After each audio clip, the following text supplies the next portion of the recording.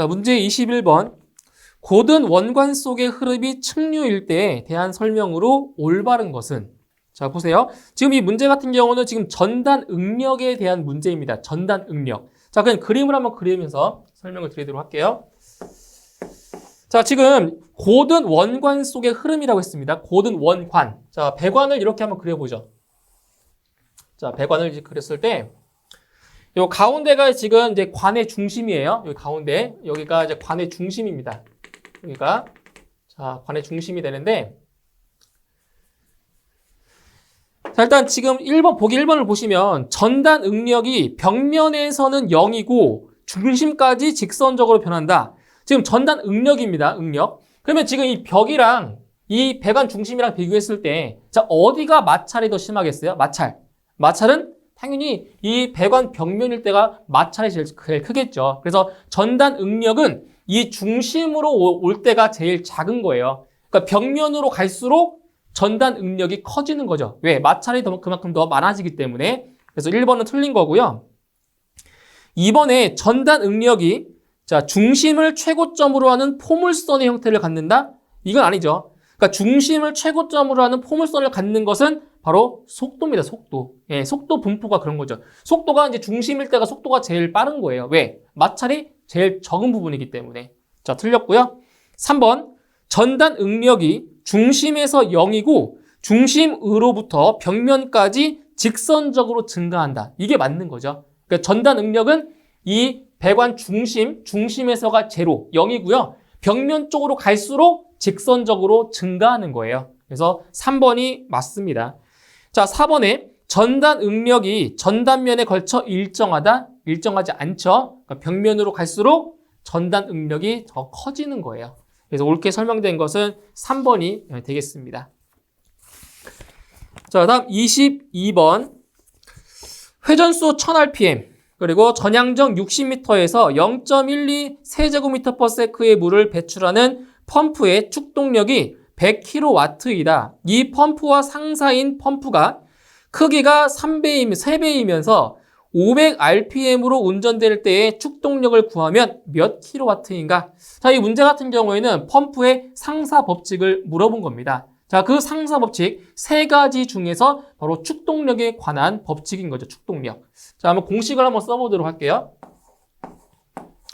자, 공식 써보면 P2는 P1 곱하기 N1분의 N2의 세제곱 곱하기 D1분의 D2의 5제곱인 거죠. 예, 이게 펌프의 상사 법칙 중에서 축동력에 관한 법칙입니다. 자, 그러면 문제에 이제 나와 있는 값들을 대입을 해볼게요. 일단 펌프의 축동력이 100kW라고 했죠? 그럼 P1에 100을 대입하시면 되고요. 그리고 자, 회전수는 처음 회전수가 1000rpm이었고 그리고 그 나중 회전수가 500rpm으로 바뀐 거잖아요. 그러면 N1이 1000인 거고요. 1000rpm. 그리고 N2가 500인 거죠. 500. 네, 이거의 세제곱이 되고요. 곱하기 그 다음에 펌프의 크기가 3배로 커졌죠. 3배. 3배로 커졌으니까 자, D1분의 자, D2는 D1의 3배라는 거예요. 그러면 3 곱하기 D1이 되는 거예요. 이렇게 3배니까. 자, 이거의 5제곱이 되겠습니다. 자, 이렇게 해서 계산을 해주시게 되면 축동력, 자, 변경 후의 축동력은 3037.5 정도가 나옵니다. 3037.5kW. 자, 이렇게 나옵니다. 정답 3번입니다. 다음 23번. 공동현상의 방지 대책으로 적절하지 않은 것은? 자, 캐비테이션의 방지 대책이 아닌 걸 찾으시면 돼요. 1번. 배관을 완만하고 짧게 한다. 어때요? 맞는 거죠? 이제 배관이 급하면 급할수록 공동현상은 더 잘 이루어지는 거예요. 2번. 규정 이상으로 회전수를 올리지 않는다. 그죠? 회전수를 낮춰야 공동현상이 일어나지 않는다고 했어요. 회전수를 낮춰야 돼요. 3번. 펌프의 설치 위치를 가능한 높여서 흡입 양정을 높인다? 이건 아니죠. 그러니까 펌프의 설치 위치를 가능한 한 위치를 낮춰서 그 흡입 양정을 어떻게? 작게 줄여야 되는 거죠. 3번이 틀렸습니다. 4번. 마찰 저항이 작은 흡입관을 사용하여 흡입관의 손실을 줄인다. 그러니까 흡입 구경을 작게 하면은 공동현상을 막을 수가 있죠. 그래서 옳지 않은 것은 3번이 되겠습니다. 다음 24번. 가로 곱하기 세로가 80cm 곱하기 50cm인 300도씨로 가열된 평판에 수직한 방향으로 25도씨의 공기를 불어주고 있다. 대류 열 전달 계수가 25일 때 공기를 불어 넣는 면에서의 열 전달률은 약 몇 킬로와트인가? 자, 이거는 바로 대류에 의한 열 전달량을 구하는 문제가 되겠습니다. 자, 공식을 한번 써보도록 하죠. 이거는 대류입니다. 대류 열 전달에 관한 문제예요. 자, 그래서 대류 같은 경우는 이제 Q는 L분의 K 곱하기 A 곱하기 이제 T2-T1이 되는 거죠. 이렇게. 그죠? 이게 대류 열 전달량을 구하는 공식입니다.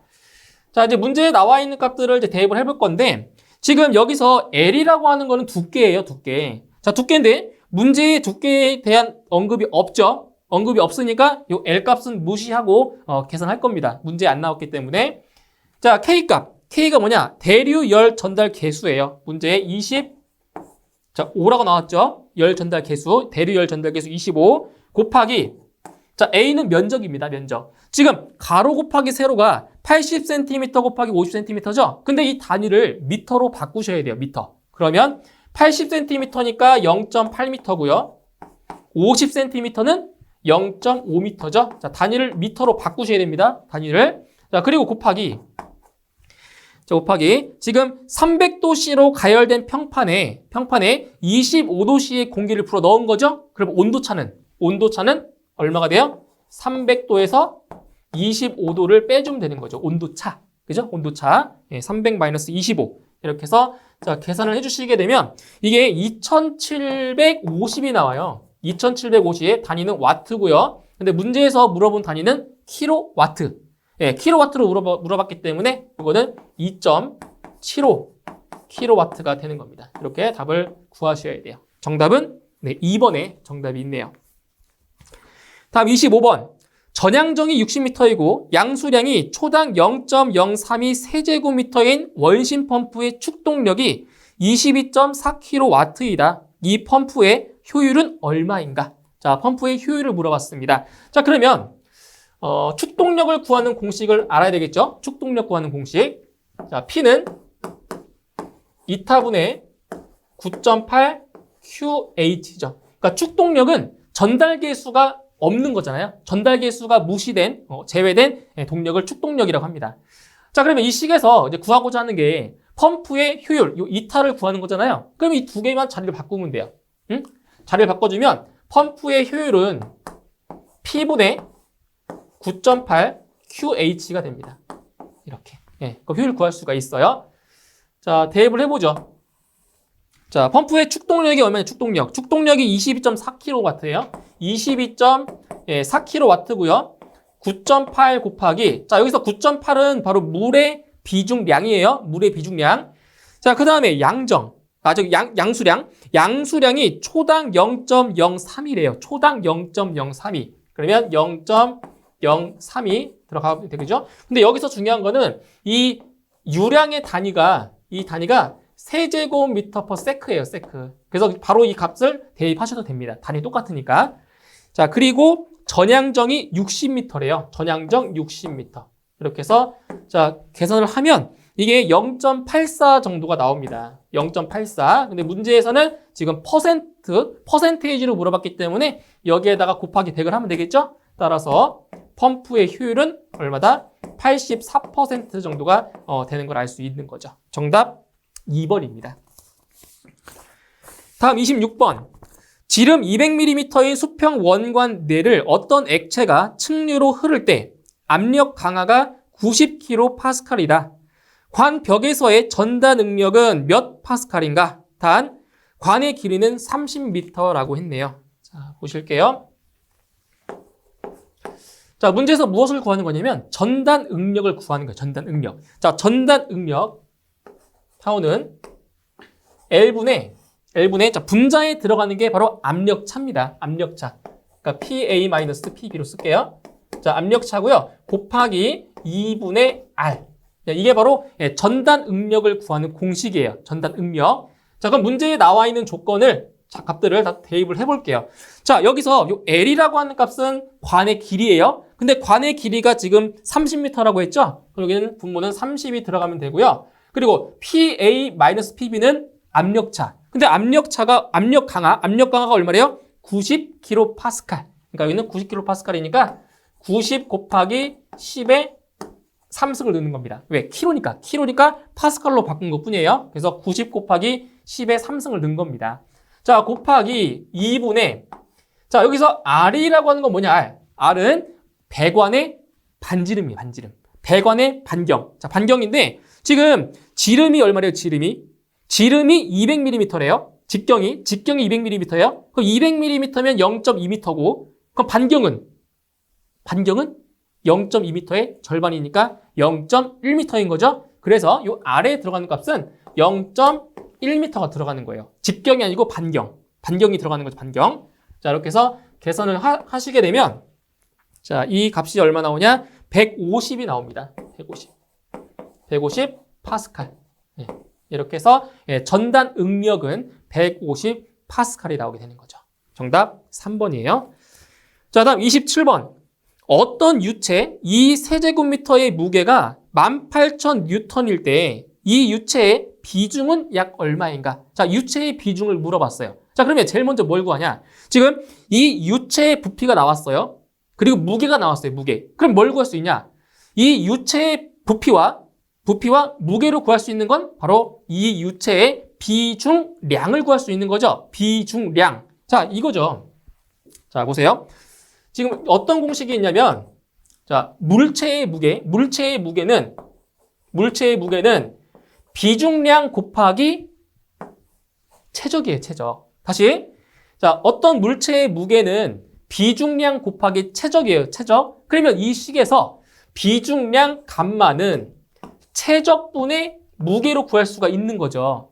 그러면, 자, 이 물체의 무게가 18,000N이래요. 자, 18,000N이고요. 최적은 2세제곱미터래요. 2세제곱미터.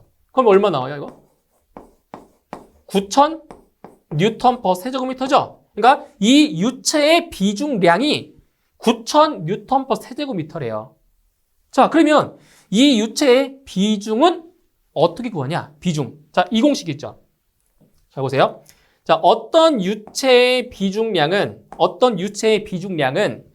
자, 이 유체의 비중에다가 자, 뭘 곱하냐? 물의 비중량을 곱하는 거잖아요. 물의 비중량. 그러면 이 유체의 비중 S는 물의 비중량분의 이 유체의 비중량이 되는 거예요. 자, 그러면 물의 비중량이 얼마냐? 물의 비중량은 9,800이죠? 네, 9,800이에요. 9,800 N/세제곱미터고요. 자, 이 유체의 비중량 구했죠? 이거 9,000 대입하시면 되죠. 9,000 N/세제곱미터. 이렇게 해서 자, 계산해 주시게 되면 자, 비중이 얼마 나오냐? 비중이 대략 0.92 정도가 나오게 됩니다. 그래서 정답은 몇 번? 2번에 정답이 있습니다.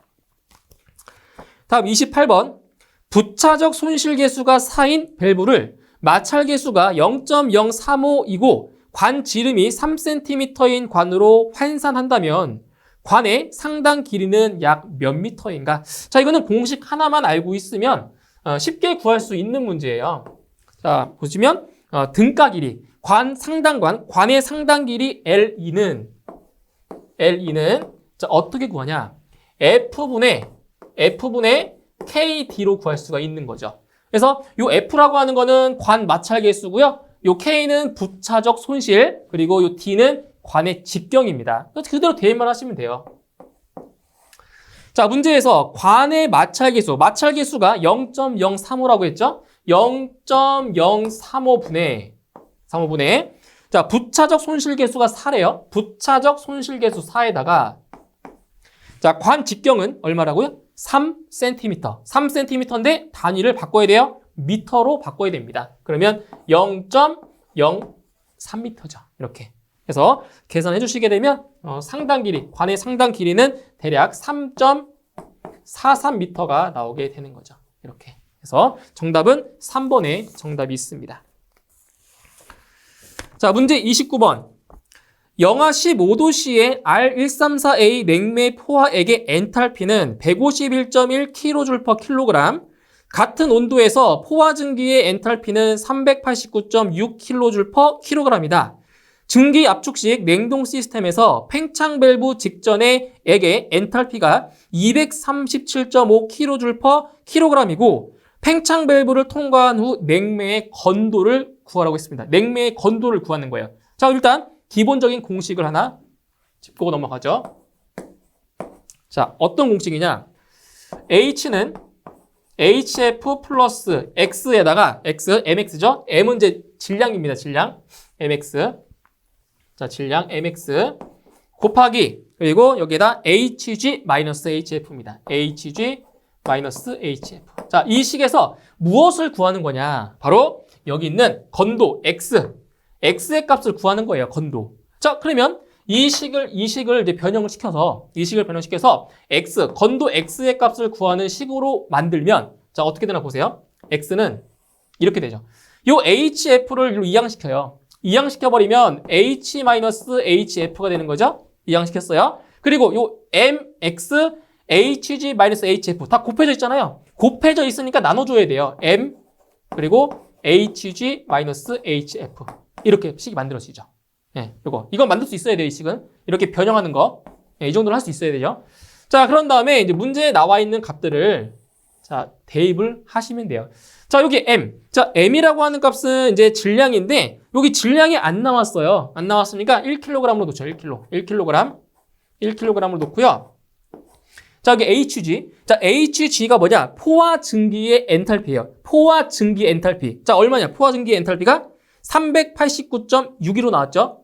포화 증기의 엔탈피예요. 그러면 여기는 389.6이에요. 389.6이고요. 마이너스. 자, HF. HF라고 하는 거는 R134A 포화액의 엔탈피.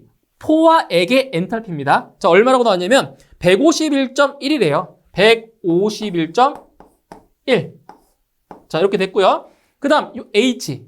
자, 요 H가 뭐예요? H는 바로 팽창 밸브 직전액의 바로 엔탈피입니다. 자, 이게 얼마라고 나왔냐면 237.5라고 나왔죠.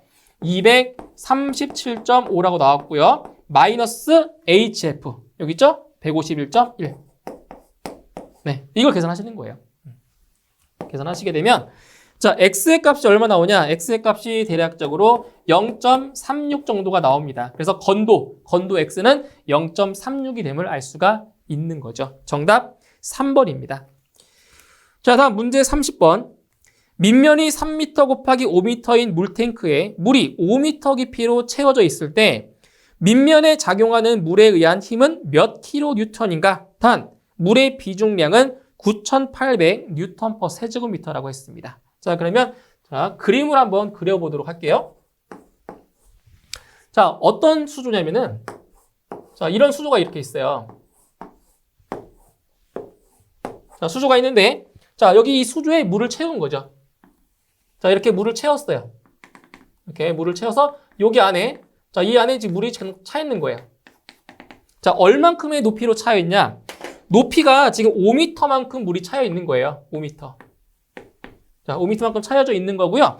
그 다음에 이제 바닥은 3m 곱하기 5m래요. 여기가 3m고요. 자, 여기가 5m예요. 5m. 이렇게 생긴 건데 여기서 무엇을 구하는 거냐면 지금 여기 밑면에 작용하는 힘을 구하래요. 밑면. 즉 수직 분력 구하는 거예요. 수직 분력. 수직 분력을 구하는 겁니다. 그래서 FV. 자, 수직 분력을 구하는 건데 이거는 공식이 뭐냐? 감마 V예요. 감마 V. 이 V가 뭐냐면 이 유체의 최적입니다. 최적. 유체의 최적이 돼서 결국 이거는 어떻게 쓸 수 있냐면 이 감마 V를 이렇게 쓸 수 있어요. 감마 HA라고 쓸 수 있는 거죠. 그 H는 높이고요. 이 A는 여기 바닥 면적을 말하는 거예요. 결국 이 HV, HA 있죠? 이 HA의 값이 곧 V가 되는 거죠. 그죠? 밑넓이 곱하기 높이니까 최적 똑같잖아요. 그래서 이 공식을 풀어주시면 돼요. 이게 수직 분력 구하는 공식입니다. 수직 분력. 그러면 이 유체 물의 비중량이 얼마래요? 물의 비중량이 9,800 뉴턴 퍼 세제곱미터라고 했죠? 물의 비중량이에요. 여기에다가 곱하기 최적. 이 담겨있는 이 유체의 최적 얼마예요? 최적 355 곱해주면 되는 거죠? 3m 곱하기 5m 곱하기 5m. 네, 이렇게 곱해주면 됩니다. 그죠? 자, 이렇게 해서 계산해 주시게 되면 지금 이게 문제에서 물어본 단위가 자, 킬로 뉴턴으로 물어봤죠? 뉴턴? 그러면 여기서 이 비중량을 9,800으로 놓지 말고 어떻게 놓냐면 이것을 아예 9.8로 놓는 거예요. 9.8. 9.8로 놓고 단위를 킬로 뉴턴으로 만드는 거죠. 이렇게. 그죠? 그럼 계산이 편해져요. 계산이. 그래서 9.8로 놓고 계산하시는 거예요. 그럼 단위가 바로 킬로 뉴턴이 나오기 때문에.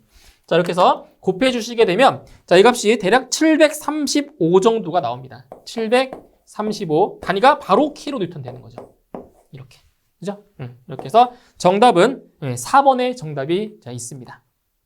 자, 문제 31번.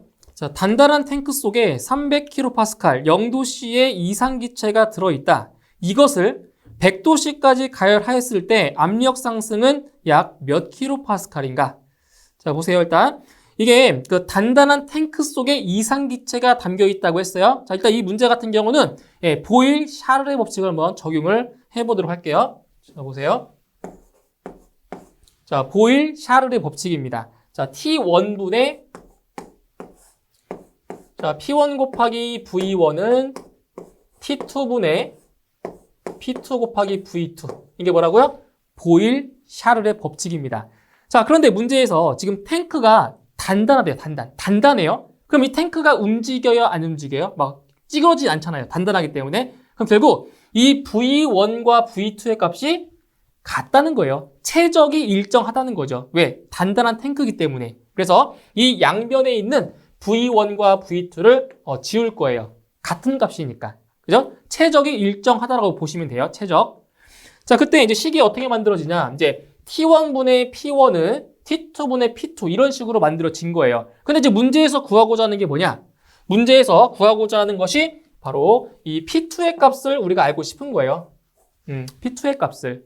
그러면 식을 변형해서 이제 P2의 값을 구해보면 자, P2는 P1 곱하기 T1분의 T2라는 이러한 식이 만들어지는 거죠. 그죠? 이 식을 변형한 거예요. 그래서 P2는 P1 곱하기 T1분의 T2 이러한 식이 만들어져요. 자, 그러면 지금 초기에 300kPa이고 0도씨라고 했어요. 300kPa에 0도씨. 그러면 P1의 값이 300kPa인 거고요. 그리고 T1이 0도씨. 자, 이건 절대 온도기 때문에 여기서 섭씨 온도를 절대 온도로 바꿔서 계산을 하셔야 돼요. 그러면 여기는 273 플러스 0도가 되는 거죠. 0도. 자, 근데 여기서 이것을 몇 도씨까지 가열했냐면 100도씨까지 가열했대요. 100도씨까지. 그러면 여기 T2는 273 플러스 100도가 되는 거죠. 절대 온도로 바꿨을 때. 그래서 이거를 계산을 해주시게 되면 자, P2의 값이 얼마 나오냐? 대략 410 정도가 나옵니다. 410 kPa. 자, 이렇게 나와요. 410 kPa. 자, 그럼 이때 압력 상승은 얼마냐? 압력 상승. 자, P1이 300 kPa이고요. P2가 410 kPa이에요. 그러면 압력 상승은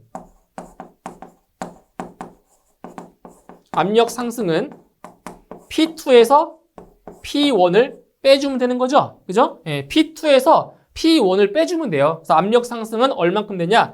압력 상승은 110 kPa만큼 압력이 상승한 걸로 볼 수가 있는 거죠. 그래서 정답은 1번 110이 정답이 되겠습니다. 자, 다음 32번.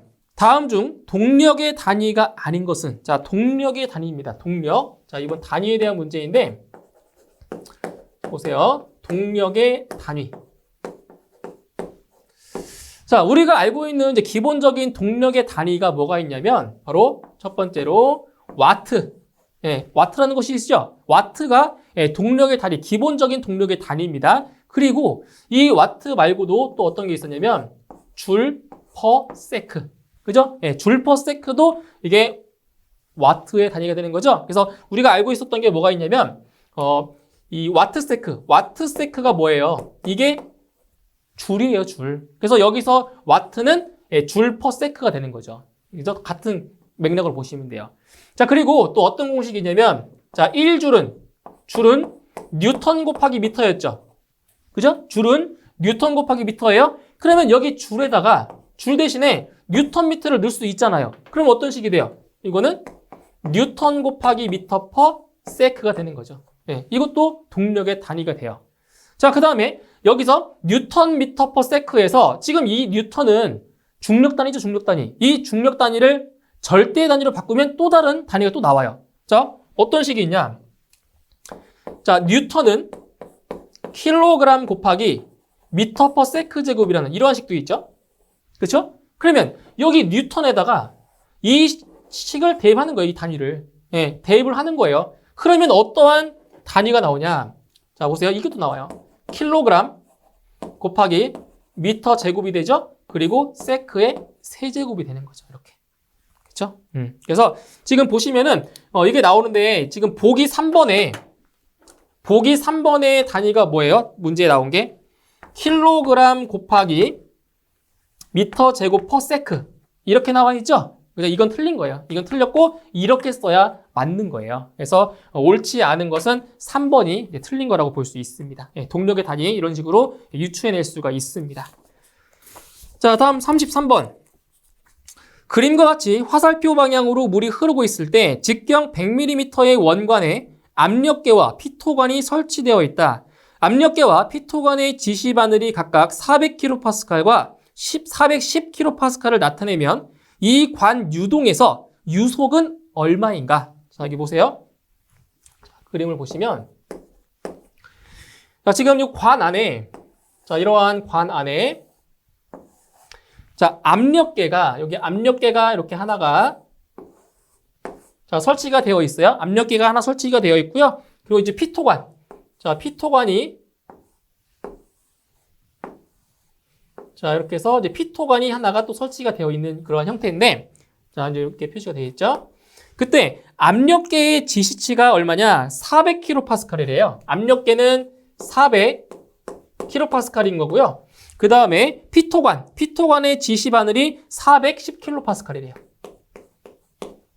자, 그때 이 관에 물이 이렇게 흘러가요. 물이 흘러가는데 여기는 피토관이기 때문에 이 안쪽으로 물이 흘러 들어가잖아요.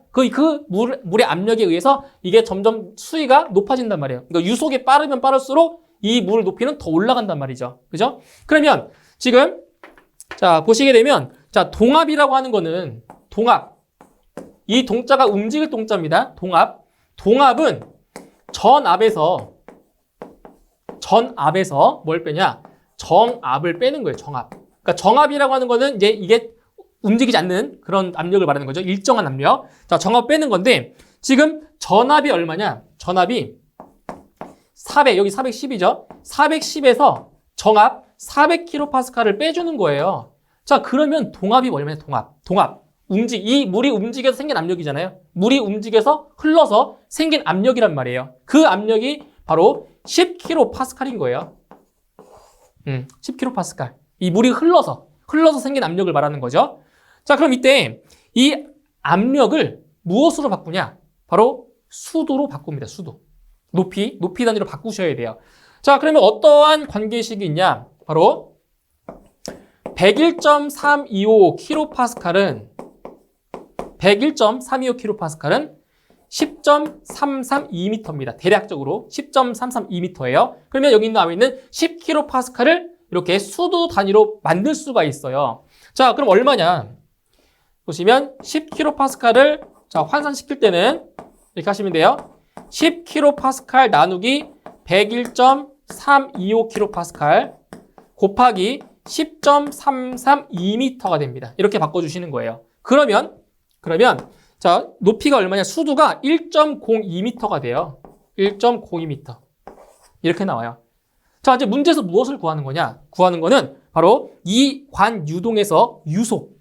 자, 유속이 얼마냐? 유속을 물어본 거죠. 그러면 유속 V는 루트 EGH죠? 루트 EGH. 그죠? 토리첼리의 식이, 토리첼리의 식. 자, 대입해 보면은 루트 2 곱하기, 자, G는 중력 가속도 9.8m/s 제곱, 그리고 요 H에다가 이걸 대입하는 거예요. 요거, 수두 1.0이 대입하는 거죠. 그러면 대략적으로 이 값이 얼마 나오냐면 4.47 정도 나옵니다. 4.47m/s. 자, 이렇게 해서 정답은 1번이 정답이 되겠습니다. 다음 34번. 다음 중 연속 방정식이 아닌 것은, 자, 연속 방정식 같은 경우는 이제 질량 보존의 법칙의 일종이라고 했어요. 연속 방정식은. 자, 그러면 이제 보기에 나와 있는 식들을 하나씩 보도록 하죠. 자, 첫 번째. 로 1 곱하기 A1 V1은 로 2 곱하기 A2 V2. 자, 이게 어떤 식이냐면, 자, 로 AV가 뭐예요? 로 곱하기 A 곱하기 V. 이거는 바로 질량 유량이죠? 질량 유량. 예, 이것은 질량 유량이에요. 질량 유량. 그래서 이게 연속 방정식이기 때문에 자, 어떤 두 개의 지점이 있을 때 두 지점에서의 질량 유량이 뭐하다는 거죠? 같다라는 거죠. 연속이니까. 연속 방정식이니까. 그래서 이거는 맞는 거고요. 자, 2번. 자, 2번은 A1 곱하기 V1은 A2 곱하기 V2. 이거 뭐예요? AV. A 곱하기 V가 뭐예요? 바로 유량. 유량이죠? 이것은 이제 최적 유량이죠. 최적 유량. 최적 유량. 그러니까 이 연속 방정식이 성립한다라고 하는 거는 이런 얘기예요. 만약에 여기 관이 이렇게 있을 때, 자, 여기가 1번 지점이고요. 여기 2번 지점이에요. 1번 지점을 지나는 유량과 2번 지점을 지나는 유량이 어떻다는 얘기예요? 유량이 같다라는 거죠. 이게 연속 방정식인 겁니다. 어떤 지점이든 간에 흐르는 유량은 다 똑같다라는 거. 그래서 2번도 예, 맞는 설명이 되는 거고요. 그 다음에 자 3번. 자 3번은 조금 어려워요. 어려운데 라운드 X, 라운드 V U인가요? U. 자 U 플러스 라운드 Y, 라운드 V, 라운드 Z, 라운드 마지막이 W 이렇게 돼 있죠. 자 이게 다 0이다. 이것도 연속 방정식의 일종인데 이거를 이해하려면 좀 어려워요. 이 라운드라고 하는 게 편미분인데 이거를 이해하려면 상당히 어려워요. 그렇기 때문에 이러한 표현은 연속 방정식의 일종이다 라고 암기를 하시면 돼요. 어렵습니다. 이 내용 자체가. 자, 그 다음에 자 4번은 U분의 라운드 X. 자, 이것은 V분의 라운드 Y. 이것은 W분의 라운드 Z. 이것은 같다. 요 세 개가 똑같다. 이거는 자, 이 식 같은 경우는 연속 방정식이랑 관계가 없는 식이라고 그냥 암기를 하세요. 이해하려면 어렵기 때문에 그런 거예요. 이해하면 어려워요. 그래서 요 4번이 연속 방정식과 무관한 식이라고 보시면 되겠습니다. 그러니까 이거 암기하셔야 돼요. 이거는 질량 유량, 이건 최적 유량, 그리고 이거는 이 식, 편미분식. 이것도 자 보시면 되겠습니다. 그래서 연속 방정식이 아닌 것은 4번이라고 보시면 되겠습니다. 자, 다음 35번. 유동하는 물의 속도가 12m/s, 압력이 98kPa이다. 이때 속도 수두와 압력 수두는 각각 얼마인가? 자, 속도 수두와 압력 수두를 물어봤어요. 자, 그럼 먼저 속도 수두를 먼저 구해 보도록 하죠. 속도 수두. 속도 수두 H는 2G분의 자, V제곱이죠. 예, 속도 수두 구하는 공식입니다. 속도 수두 H는 2G분의 V제곱이에요. 자, 그러면 2 곱하기 중력 가속도 9.8이고요. 예, 속도가 얼마래요? 속도가 12m/s. 그럼 12의 제곱입니다. 12의 제곱. 그래서 계산을 해주시면 자, 이 값이 얼마가 나오냐면 이 값은 7.35가 나오네요. 7.35m. 저 수도니까 단위가 미터예요. 자, 그 다음에 압력 수도는 뭐예요? 압력 수도는 감마분의 P인 거죠? 예, 이게 압력 수도예요. 감마분의 P. 자, 그럼 감마는 뭐죠? 감마는 바로 비중량이니까 9.8 kN/세제곱미터고요. 단위를 쓰자면. 자, 압력이 지금 98kPa이에요. 98kPa. 자, 98kPa이니까 98 kN/제곱미터인 거죠. 제곱미터. 그러니까 여기서 아셔야 될 거는 킬로파스칼이 킬로뉴턴 퍼 제곱미터랑 같은 거예요. 같은 단위입니다. 그래서 이거를 킬로뉴턴 퍼 제곱미터로 바꿔 쓴 거예요. 자, 그러면 이거 계산해 주시면 이것은 10m가 자, 나오게 되는 거죠. 이렇게 해서 정답은 네, 1번이 정답이 되겠습니다. 자, 다음 36번. 일정한 유량의 물이 층류로 원관 속을 흐른다고 가정할 때 원관의 지름을 2배로 하면 손실 수도는 몇 배가 되는가? 자, 지금 일정한 유량의 물이 어떻게 흐른다고요? 층류로. 자, 층류로 흐르고 있기 때문에 이거는 하겐-포아제레식을 이용을 하셔야 됩니다. 자, 그럼 식이 어떻게 되냐면 자, 하겐-포아제레식에 의해서 자, 압력 수도, 손실 수도 H는 얼마가 되냐면 파이 D 4제곱분의 파이 곱하기 D 4제곱분의 자, 128에 바로 뮤 Q L 이런 식이 만들어져요. 예, 손실 수도 H는 파이 D 4제곱분의 128 뮤 Q L 이런 식이 만들어지기 때문에 근데 여기서 알 수 있는 게 뭐냐? 손실 수도는 직경의 4제곱. 직경의 4제곱에 뭐 한다? 반비례하면 알 수 있는 거죠. 반비례. 그래서 손실 수도 H는 직경의 4제곱에 뭐 한다? 반비례하는 거죠. 반비례. 반비례하는 거예요. 근데 문제에서 원관의 지름을 몇 배로 한다? 2배. 자, 지름을 2배 했대요. 2배. 근데 직경의 4제곱에 반비례하기 때문에 요 뒤에다가 2를 넣어보세요. 자, 뒤에다 2를 넣으면 2의 4제곱분의 1인 거죠. 2의 4제곱. 따라서 몇 배? 16분의 1배가 되는 거죠. 그렇죠? 왜냐면 직경의 4제곱에 반비례하기 때문에 그런 거예요. 그래서 정답은 4번의 16분의 1이 정답이 되겠습니다. 자, 문제 37번. U자간 액주계가 두 개의 큰 저수조 사이의 압력차를 측정하기 위하여 그림과 같이 설치되어 있다. 오일 레벨의 차이가 수면 레벨 차이의 10배가 되도록 하는 오일의 비중은 단 H2는 H1의 10배라고 했습니다. 자, 그럼 보시면 지금 이제 그림이 이렇게 대략적으로 한번 표현을 해봤는데 여기서 이 오일, 노랗게 표현된 부분이 오일입니다. 오일. 자, 이 오일의 비중을 지금 구하는 문제예요. 자, 그럼 여기서 일단 높이를 하나 설정을 해야 됩니다. 자, 어떤 높이를 설정할 거냐면 자, 보세요. 여기서부터 여기까지. 자, 이 높이를 자, H3라고 자, 가정을 해 볼게요. H3예요. 자, 그리고 지금 이 점, 여기 대기권, 여기를 A 지점을 할게요. A 지점. 그리고 이 지점을 B 지점으로 놓을게요. A 지점, 자, B 지점 놓고 자, 어디를 기준으로 볼 거냐면 여기를 보세요. 자, 이 지점과 이 지점, 여기죠. 이 지점은 자, 높이가 똑같죠? 예, 높이가 같기 때문에 이 지점과 이 지점에서의 압력이 같다라는 조건으로 자, 문제를 풀어볼 겁니다. 자, 그러면 이 점에서의 압력을 구할 건데 여기는 압력이 PA고요.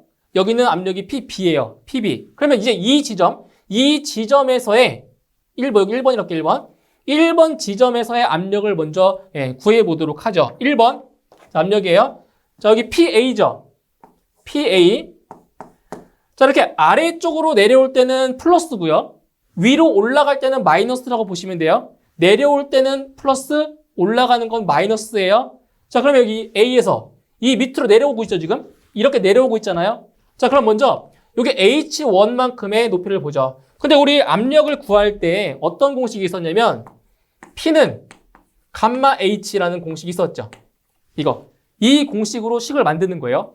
압력 P는 감마 H. 자, 그러면 자, 요만큼 여기에 해당하는 부분에 이제 압력을 구하면 여기입니다. 구해주면 자, PA 플러스 감마 오메가죠? 감마 W 물이니까 물의 비중량입니다. 물의 비중량. 감마 W에다가 H1을 곱하는 거죠. 이렇게. 그러면 이 지점 이만큼에 해당하는 압력이 지금 구해진 거예요. 자, 플러스 이제 또 내려왔죠? H3만큼 내려왔잖아요. H3만큼 내려왔으니까 자, 감마 W에다가 H3가 됩니다. 그럼 이건 뭐냐? 이게 이 지점에서의 뭐예요? 압력입니다. 압력. 근데 어차피 보세요. 여기 이 부분과 이 부분은 서로 어떻게 되겠어요? 서로 없어지겠죠. 왜? 여기는 내려오는 거고 여기 올라가는 거잖아요. 근데 높이가 똑같죠? 그러니까 둘은 상쇄가 된다고요. 그러니까 굳이 여기는 계산할 필요가 없어요. 서로 상쇄되니까. 그렇게 보시면 돼요. 여기는 내려오는 부분이고 여기는 올라가잖아요. 이렇게 되니까. 그러니까 서로 상쇄돼서 그냥 없는 것처럼 생각하시면 된다 이거예요.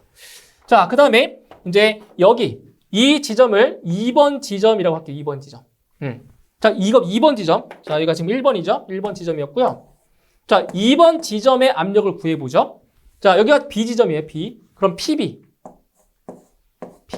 자, 지금 내려오죠? 자, 이렇게 내려오고 있는 거, 그러니까 이렇게 오는 경로니까 내려오고 있으니까 플러스. 자, 여기서부터 어디까지? 여기까지. 아, 여기죠. 여기 높이가 얼마예요? H3죠? H3. 맞나요? H3. 그러면 감마 W의 H3예요. 여기 이만큼인 거예요. 그 다음에 요만큼은 여기는 감마 W의 H2죠. 요만큼이니까. 네? H2, 요만큼. H2예요. 자, 이렇게 내려왔다가 다시 올라갔어요. 그럼 여기 이만큼. H2에 해당하는 부분 이만큼 올라갔으니까 마이너스에다가 지금 여기는 물이 아니라 노란 부분은 뭐예요? 오일이죠, 오일. 오일이니까 여기는 감마 S라고 놓을게요. 이걸 오일의 비중량이에요. 감마 S라고 놓을게요. 그리고 높이는 H2가 되는 거죠. 이렇게. 근데 여기서 이제 감마 S를 이제 이렇게 쓸 수 있죠. 이 오일의 비중량을 어떻게 넣을 수 있어요? 오일의 비중에다가 물의 비중량 곱하는 거잖아요. 이렇게. 그러면 여기 이제 감마 S 대신에 자, 이걸 넣을 수 있는 거예요. S 곱하기 감마 W에다가 H2가 되는 거죠. 이렇게. 그죠? 그러니까 S는 이제 오일의 비중입니다. 비중. 자, 문제에서 구하는 게 뭐냐? 이 S의 값 구하는 거예요. 오일의 비중. 그죠? 그런데 요 1번과 2번은 서로 동일 위치에 있기 때문에 이 값은 같아요. 서로 같다고요. 압력이. 똑같다고요. 그러면 자, 여기 A도 대기 상태고 B도 대기죠. 그럼 PA와 PB는 같아요. 그죠? 같죠. 압력이 똑같다고 대기압 상태니까. 그 다음에 여기 감마 WH3 같죠? 지워요. 자, 그럼 남아있는 식이 뭐냐? 여기 보세요. 감마 W의 H1은 여기는 감마 WH2 마이너스 S 감마 WH2 이렇게 남은 거예요, 식이. 그러면 양변에 물의 비중량 다 있죠. 감마 W 다 똑같이 있죠. 그럼 이걸 약분해버려요. 약분. 됐나요? 그러면 자, 남아있는 게 뭐냐? 다시 써볼게요. H1은 H2 마이너스 SH2가 돼요. 이렇게. 자, 그런데 문제의 조건에서 H2는 H1의 몇 배? 10배라고 했죠? 10배라고 했죠? 그러면 여기 H2 대신에 10 곱하기 H1을 대입하는 거예요. 10 곱하기 H1을. 네? 대입해 주시는 거예요. 그럼 식이 어떻게 되나 보세요. 다시. H1은 10 곱하기 H1 마이너스 여기는 10S 곱하기 H1이 되는 거네요. 맞나요? H2 대신에 10 곱하기 H1을 대입한 거예요. 그러면은 또 여기 뭐가 있냐? 다 H1이 이렇게 또 지워져요. 양변에. H1. 그럼 여기는 1이 남아있는 거죠? 약분한 거니까. 그죠? 1이 남아있는 거예요. 자, 그럼 결국 1은 10-10S가 돼요. 다시 1은 10-10S. 그럼 따라서 자, 10S의 값이 얼마가 돼야 돼요? 10S는 9죠, 9. 그잖아요. 10 빼기 9가 1이니까. 그죠? 10S가 9가 돼야 돼요. 따라서 S는 자, 10분의 9가 되니까 비중은 얼마다? 0.9다. 이렇게 구할 수 있는 거죠.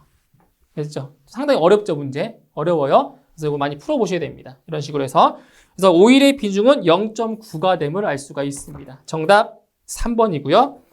다음 38번.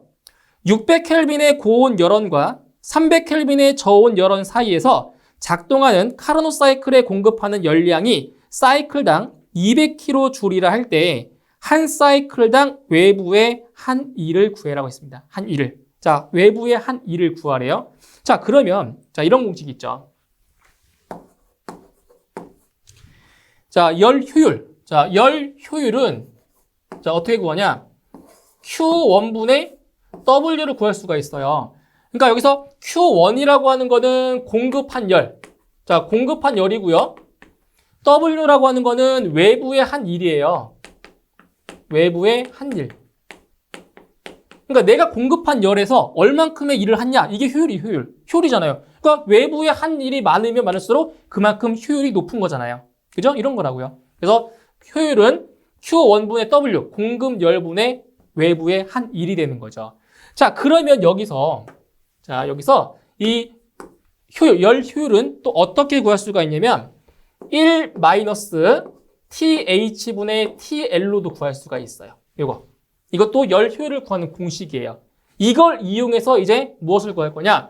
외부의 한 일을 구할 거라고요. 외부의 한 일. 자, 그러면 자, 어떤 식이냐? 이 식을 이용하는 거죠, 이거. 네, 이걸 이용하는 거죠. 자, 그러면 이 식에서 외부의 한 일, W는 Q1 곱하기 1 마이너스 TH 고온 그리고 저온 이렇게 되는 거예요. 자, 그럼 문제에서 지금 공급한 열량, 자, 공급한 열량이 사이클당 200kJ이래요. 그러니까 Q1의 값이 200kJ 거죠. 그죠? 200kJ. 여기에다 곱하기 1 마이너스, 자, 지금 보시면 600켈빈의 고온 열원과 300켈빈의 저온 열원이라고 했죠? 그러니까 TH가 600켈빈인 거고요. TL이 300켈빈이 들어가는 거죠. 이렇게. 그죠? 그래서 계산을 해주시게 되면 외부의 한 일은 얼마 나오냐? 100kJ이 나옵니다. 100kJ. 네, 이렇게 해서 정답은 1번에 정답이 있습니다. 자, 다음 39번.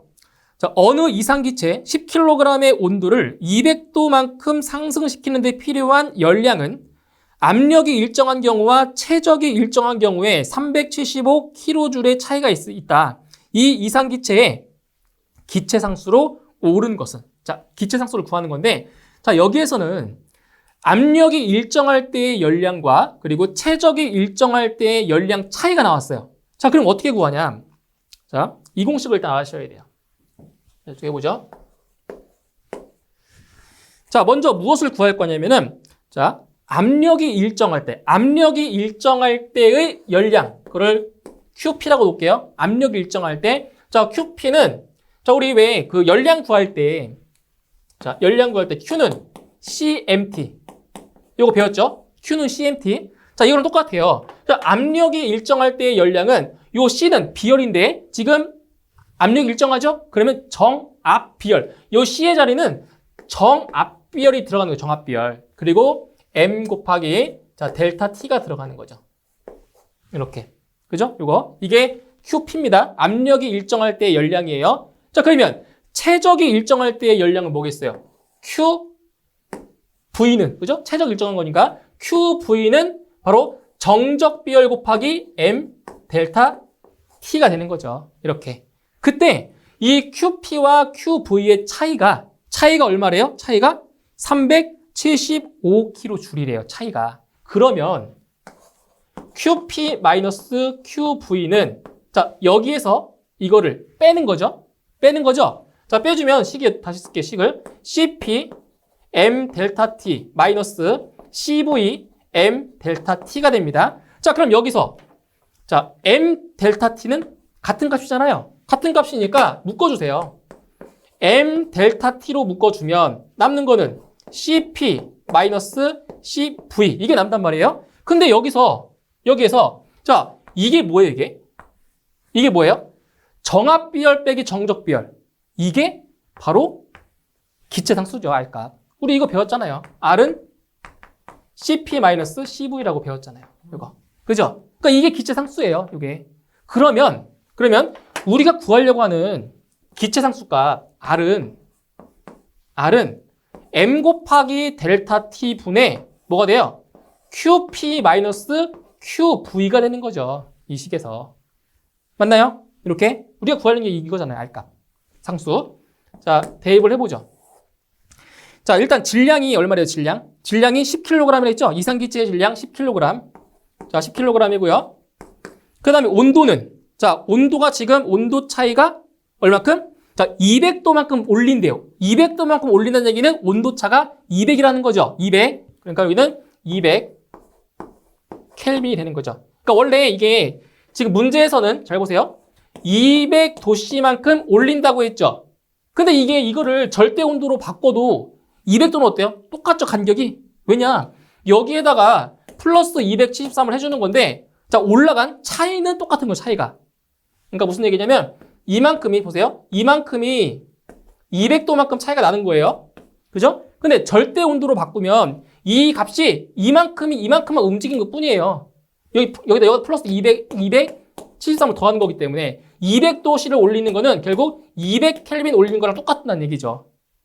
절대값은 같으니까. 그래서 여기는 원래는 200도지만 200켈빈으로 바꿔도 된다는 거죠. 아시겠죠? 200켈빈으로 바꿔도 돼요. 자, 그 다음에, 자, 차이가 얼마라고요? 차이가 375kJ이라고요. 375kJ만큼 차이가 난대요. 이게 두 열량 차이가. 자, 그래서 이것을 계산해 주시면 돼요. 자, 계산해 주시면 이게 0.187호입니다. 0.187호 단위는, 자, 보세요. kJ per 킬로그램. 여기는 켈빈이죠. 켈빈. 자, 그런데 문제에서 물어본 단위가 뭐냐? 문제에서 물어본 단위가 줄 퍼 킬로그램 켈빈. 자, 이 단위로 물어봤단 말이에요. 그러면 여기서 이 킬로줄을 줄로 바꿔줘야 되는 거죠? 바꿔줘야겠죠? 킬로줄을 줄로 바꿔야 돼요. 그러면 여기에다가 얼마를 곱해주면 돼요? 여기에다 1000을 곱하면 되죠. 왜? 킬로가 1000이니까 1000. 그래서 여기에 1000을 곱해주시게 되면 187.5가 되고요. 단위가 줄 퍼 킬로그램 켈빈이 되는 거예요. 이렇게. 그래서 정답은 187.5가 정답이 되겠습니다. 정답은 2번. 자, 다음 40번.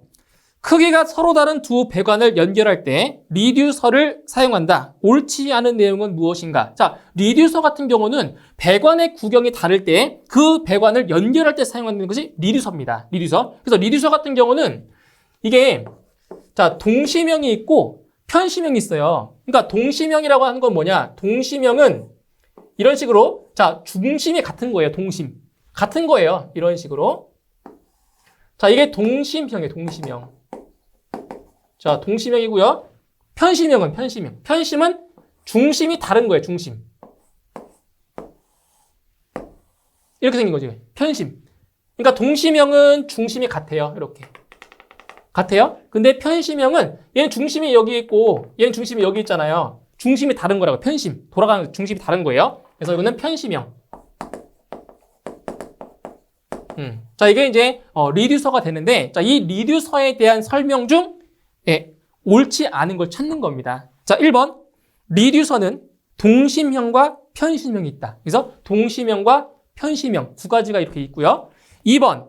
편심 리듀서를 사용하지 않는 경우에는 에어포켓이 발생할 수 있다. 그러니까 이거죠. 동심형을 사용하게 되면 에어포켓. 에어포켓이라고 하는 건 뭐냐? 유체 배관 도중에 불필요한 공기가 체류하는 부분, 그것을 에어포켓이라고 하는데, 편심형을 사용하지 않는 경우에는 바로 그러한 에어포켓이 발생할 수 있다는 거죠. 맞고요. 3번. 드레인 라인에서는 주로 엑센트릭 리듀서를 사용한다. 자, 드레인 라인이 뭐냐면 배수관, 쉽게 얘기해서 배수관인데, 이 배수관에서는 주로 엑센트릭 리듀서를 사용한대요. 어때요? 맞는 설명입니다. 자, 그러면 틀린 답은 4번이죠. 자, 온도계를 설치할 경우 사용이 용이한 것은 컨센트릭 리듀서이다. 틀렸습니다. 온도계를 설치할 수 있는 경우, 온도계를 설치할 경우 사용이 용이한 것은 컨센트릭 리듀서가 아니라 엑센트릭 리듀서가 맞습니다. 그래서 옳지 않은 것은 4번이 되겠습니다.